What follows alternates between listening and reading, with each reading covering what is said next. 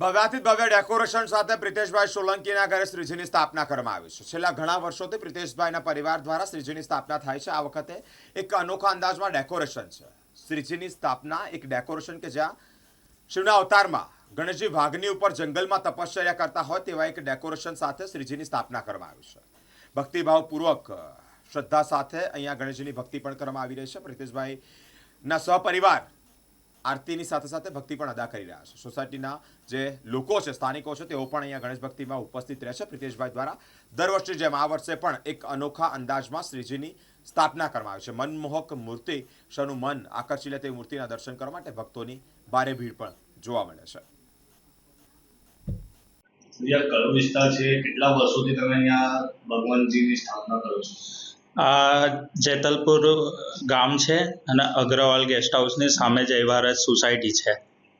અને અમે આ લગભગ 15થી 20 વર્ષથી અમે ગણપતિની સ્થાપના કરીએ છીએ. ગણપતિજીની સ્થાપના ઘરમાં કરતા હો છો? કઈ કઈ થીમ ઉપર હાલ તમે સ્થાપના કરી? હા, આ ગયા વર્ષ બી પીઓપીની સ્ટાઇલમાં અમે બેસાડેલા અને આ વર્ષ અમે વાઘ ઉપર મૂર્તિ છે મહાદેવના રૂપમાં. અને આપ જોઈ શકો છો તો આ વાઘ ઉપર બેસ્યા છે એટલે ગણપતિ. આખું જંગલ જેવું બનાવ્યું? હા, એટલે મહાદેવના રૂપમાં છે તો એટલે અમે આ જંગલ લુક બનાવેલો છે ડેકોરેશનમાં. શું નામ છે? પ્રિતેશભાઈ વિજયભાઈ સોલંકી. કેટલું ટાઈમ લાગ્યો બનાવવામાં? આ બનાવવામાં લગભગ અમારે 2 થી 2.5 દિવસ નાઇટ થઈ છે.